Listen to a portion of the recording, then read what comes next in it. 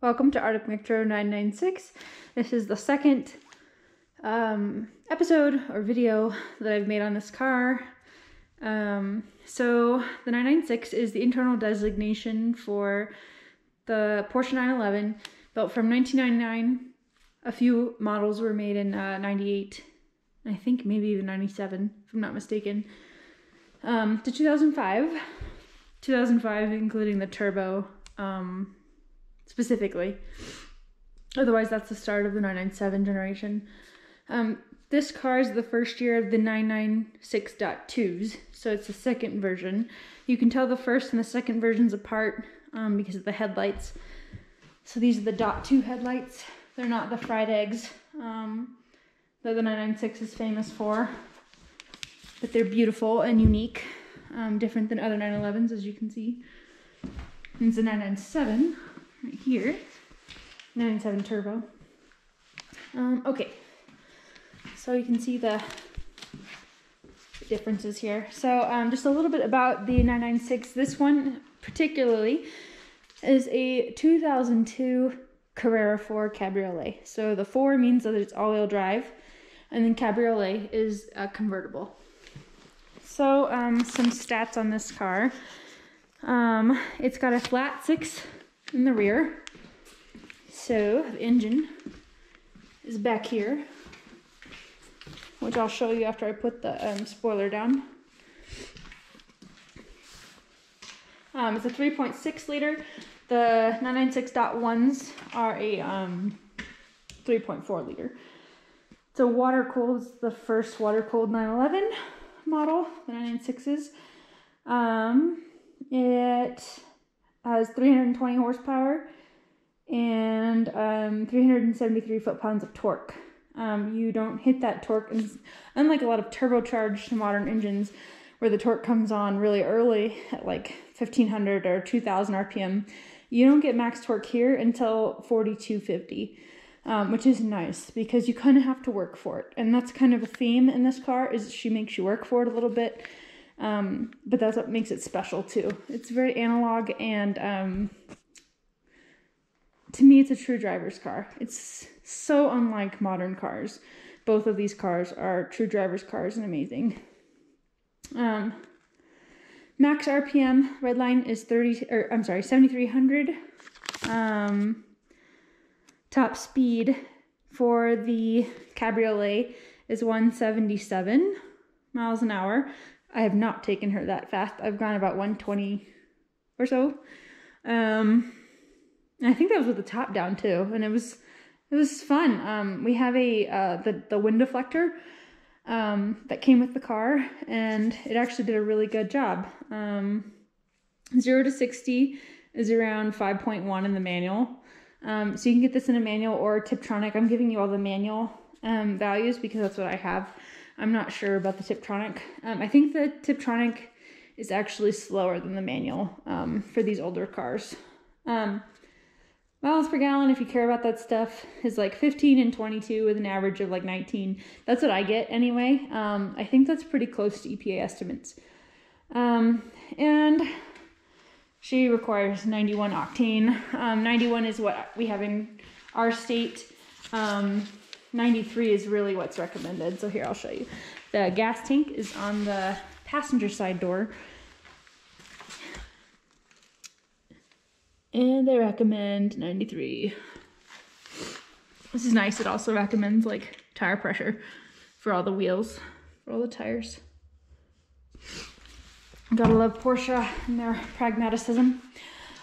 So more about this car specifically. I've got a list for you here. Not quite Matt Farah, but as I do this in my garage, but I'll try. So, first I'll talk about the wheels. So these are winter tires because, let me show you. You see all the dirt on the ground here? There's a reason.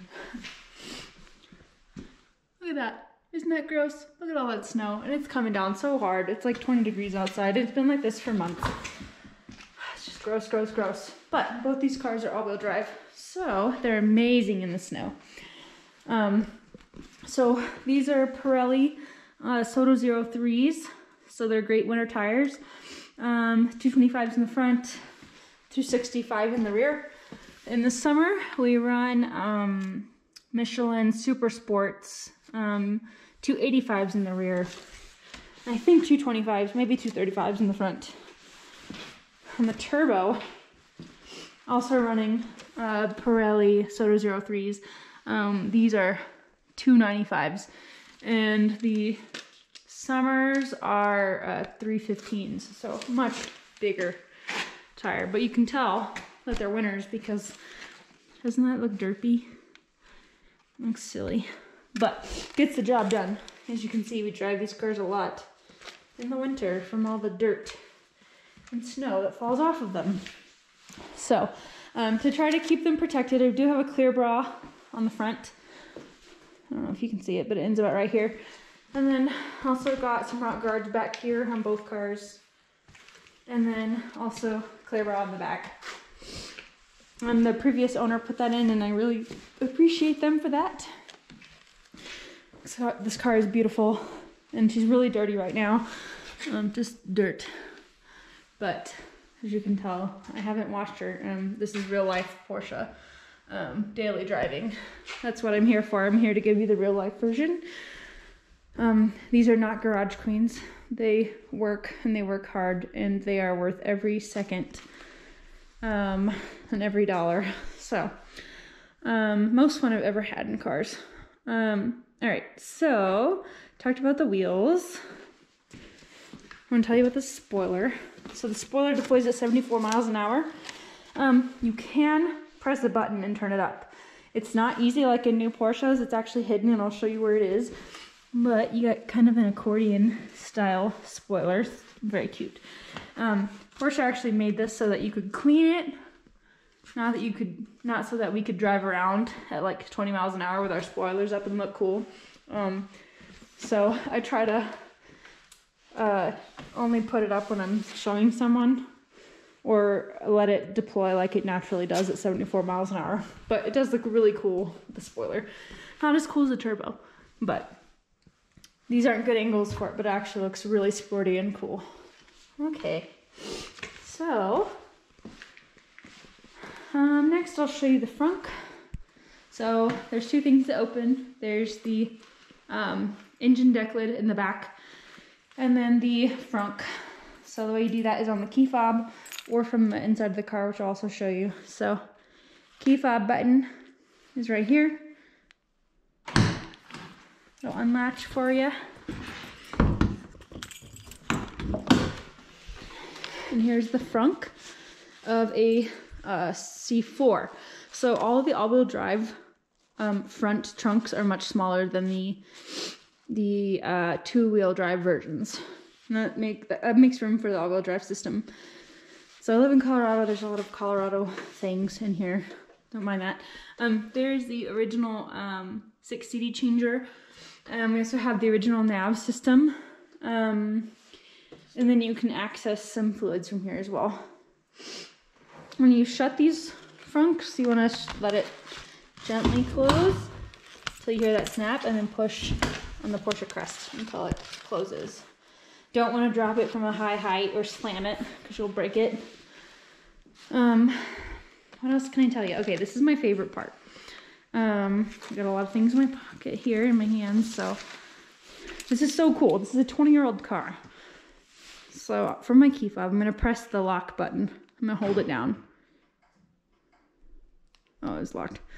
Okay, so when it locks, it'll flash twice for you. If you hold it down,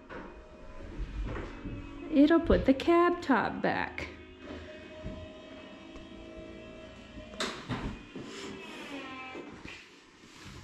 So you have to keep your finger on it and let it finish its little system. But as you can see, the cab top goes down in about 15 seconds or so. And then I roll the windows up for you. And see, it's all done.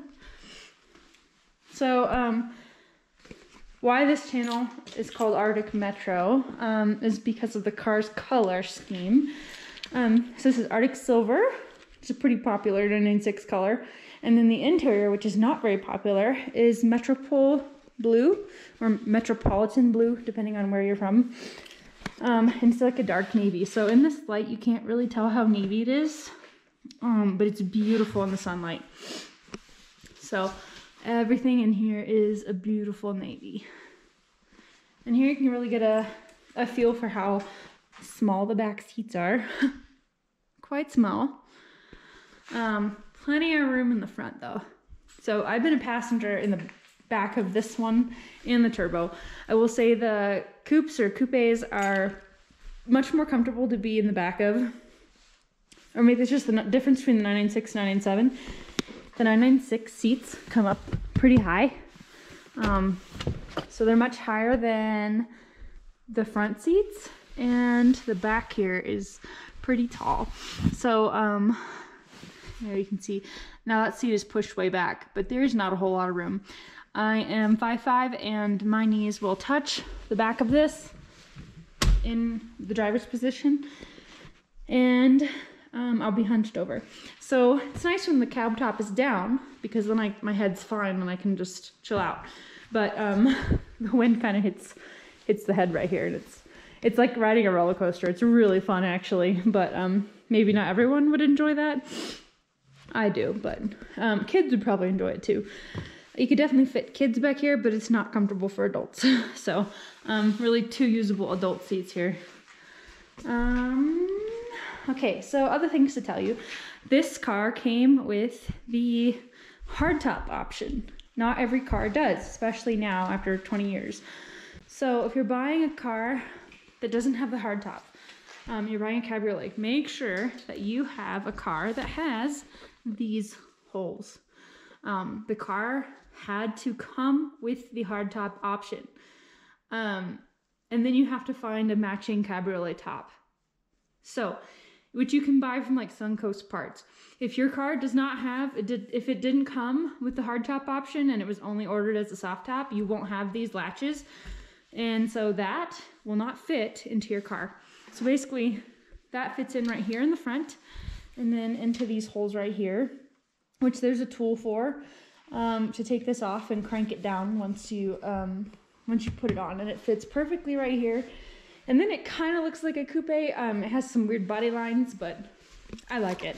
It is a little creaky though, so I tend to go with just my cab top. The cab top is very hardy. I've been really impressed with it. I use Griot's Garage, the convertible cleaner, and then the fabric protectant. And as you can see, we get a lot of snow and rain. Not very much rain this year, but we've gotten a lot of snow, and it's been totally fine. No leaking, no anything. It does great. It doesn't even get dirty. I don't know how, because the snow is gross and dirty, but the cab top does amazing. So, let's see, what else can I tell you here? Talked about all that. Okay, so the last thing I'll show you is the spoiler. How to put it up and down. So the car has to be on for this.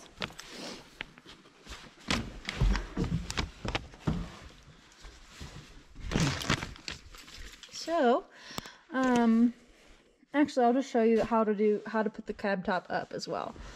So, let me go through this in an order that makes sense. Another thing about the manuals, if you're parked on a flat surface, what you want to do is you want to put your car in gear, disengage the parking brake. You don't want the parking brake on, and that will save your brakes, and the car won't roll back. So, whenever you leave your car, make sure you lock it, because if you don't, this is an old car, an old battery, it will kill the battery in like a week. We actually had that happen, and we learned that the hard way. So make sure you lock your car, turn everything off, don't engage the parking brake, and then put it in gear, and it'll hold your spot. Okay.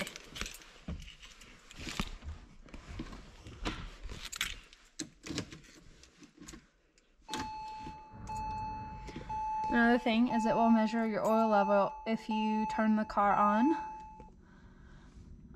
That's not accurate. I guess it could be, but I don't think it is. It takes about 5 seconds. So if I turn it on and turn it back on, I'm sure it'll be different. Okay, So, maybe it is accurate. Okay, she's due for a service anyway.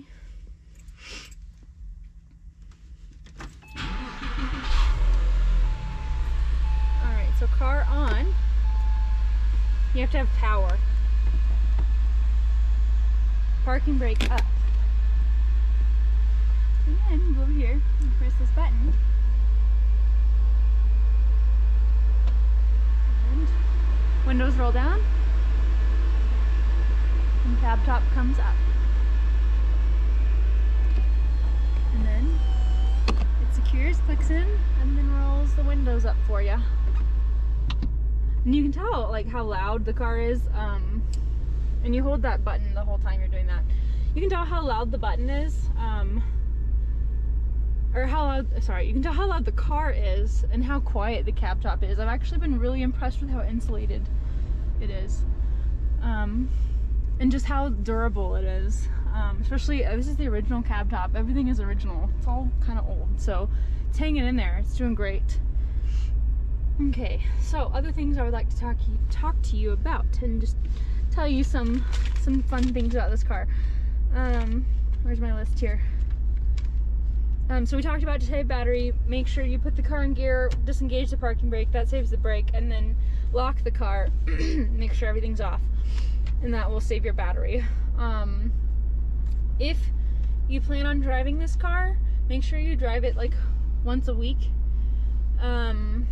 I haven't really gone more than a week without driving it, but you might need a trickle charger if you plan to go longer than that, or take it out on like a 15-minute, at least a 15-minute drive, because the battery can die on you. I think this might be one of the original, like the original battery, or at least an old battery. It's old, just looking at it. Okay, so some fun things. We'll start here in the middle. I already talked to you about the PCCM. This is the PCCM. It's amazing. Here we've got the lock button, so you can lock the car. That took me a while to figure out. I know it should be simple, but you always look for the lock button like here or on the side, and that's not where Porsche put them. Put it right here. So that's the lock button. So the car is locked. This is the cup holder. So I don't know if you guys can see this. Let me see how dark it is. Okay, is that better? Yeah. Alright, so lock button. This deploys the, either puts the cab top down or up. Parking brake has to be on for that. Lock button, windshield defroster, cup holders. So in the 996.1s, I don't think they had cup holders. Okay, I'm gonna turn this off. Okay, just a second, my husband is telling me to open the garage door. So one thing I will note, let me talk about this first. You see the RPMs? So because this is an older car, one of the ways that you protect the engine is by letting it warm up properly. Having an old car is not for the impatient. You have to let this car warm up properly, which takes about 2 minutes. I've timed it, it's very consistently 2 minutes, and you want your RPM to drop below 1,000. Once it does that, you want your operating temperature to reach 180 degrees. That's obviously going to take longer if it's cold outside. So you want to keep the RPMs less than 3,000 until you reach operating temperature. In the cold, I try to keep it around 3,000 regardless, unless I need the power, like on the highway or something. In the heat, it warms up a lot faster. I would say like less than 5 minutes. Reaches operating temperature at 180, and then you can rev it out as much as you want. But you really want to be careful in colder climates, and just kind of baby the engine. All right, I'm gonna turn it off now, because these will stink up your garage.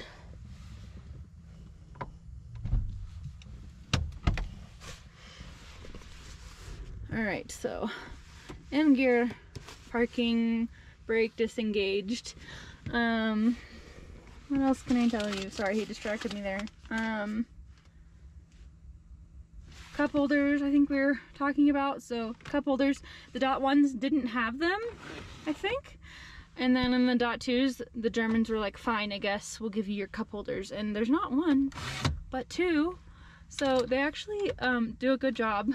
They're not huge, but they'll hold like Cokes and water bottles and coffee cups. So this one's bigger than this one. And then to put it back, you just slide it in like that. It's quite easy. This is Porsche Stability Management. I think the 996 was the first car to have this. I could be wrong about that, but I believe that's true. And I've never turned it off. I haven't tracked this car. But the traction control system works great. What else can I tell you?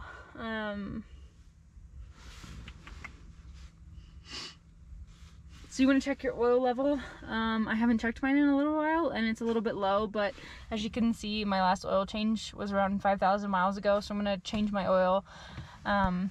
Really, Porsche says that you only have to do it every 10,000 miles or once a year. Just go by what your manual says and talk to your dealership. We have a great relationship with our dealership. And I'm starting to learn to do some of the stuff myself. But I'd err on the side of caution because this is such an older car.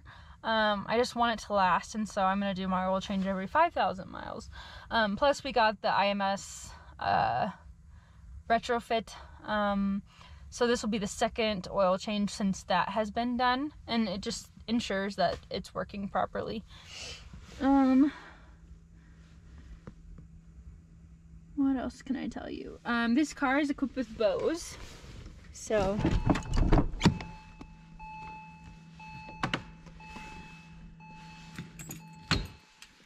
I got Bose speakers here. The bass, or I guess subwoofer, is right there. And then there's another speaker there, and another one there, and another one there. And they rock. Like, I love to listen to music, my music really loud, which is one of the reasons why I have the PCCM.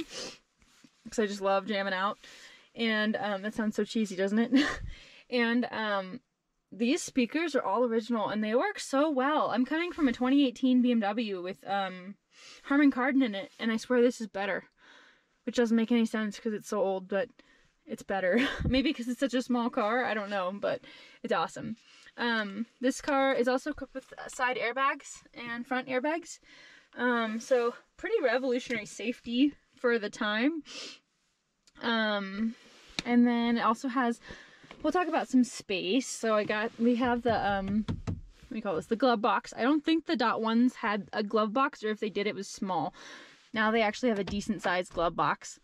And then we also have a container there, which apparently I read in the manual, I think that if you leave that up, it'll and you lock your car, it might set the alarm off. I don't know if that's true, but this has some sort of security, safety feature in it too.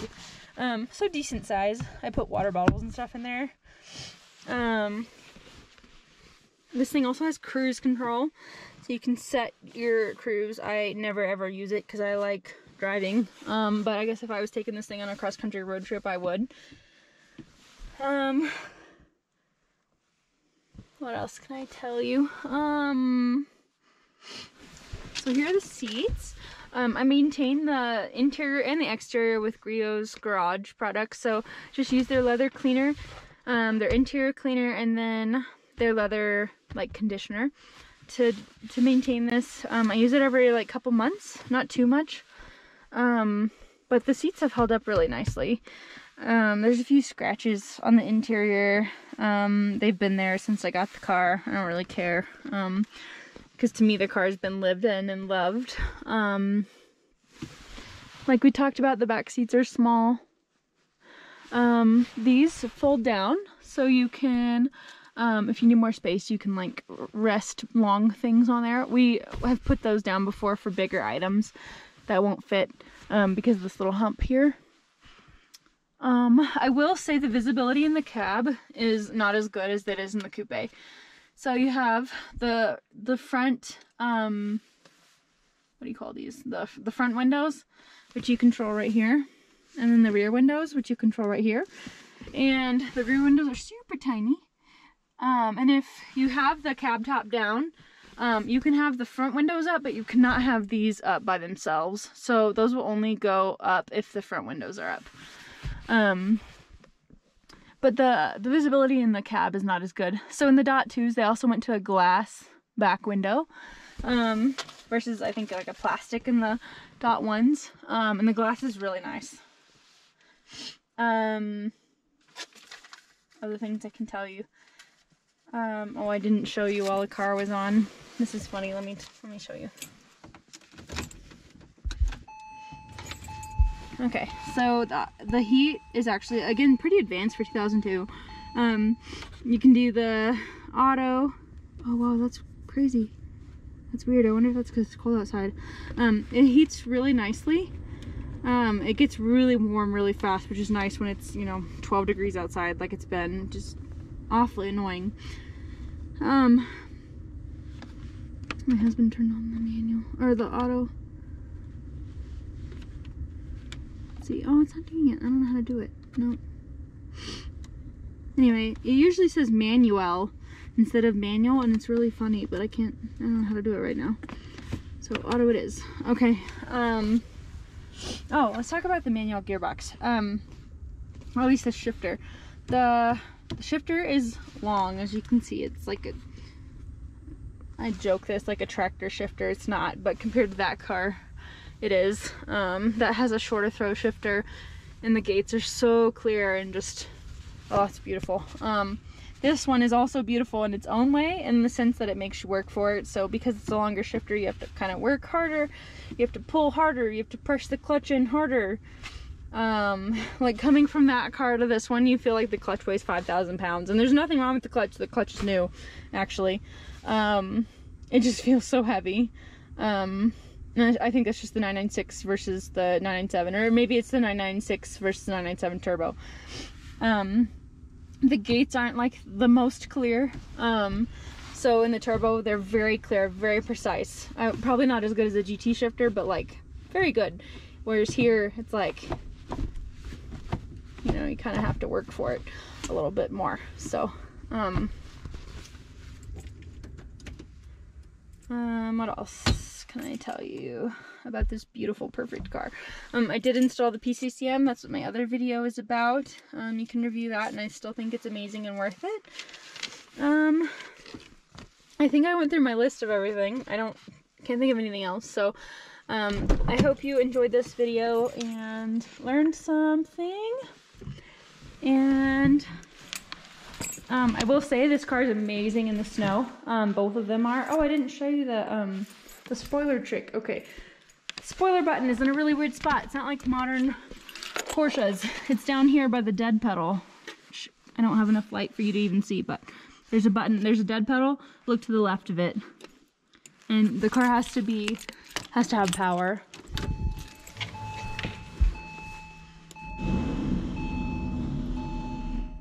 Yikes, that sounds awful. It doesn't normally sound like that. But now my spoiler is down. Okay. So this is my 996. I will cover some more topics like cost of ownership. Definitely some driving videos once the weather's not awful. I'll even do some snow videos, but not right now because I don't want to. It's just started snowing and it's been icy and the roads are ugly. So, I really don't feel like getting out there right now. But, I love my car. It's beautiful. It's perfect. And, very grateful for the opportunity to own this thing and be a part of its story. So, okay, yeah, coming next will be like cost of ownership and just like maintenance things and how to take care of one of these. All right, thanks for watching. I'll post my next video at some point, hopefully sooner rather than later. And if you have any questions or comments, please leave a comment below. Thanks. Bye.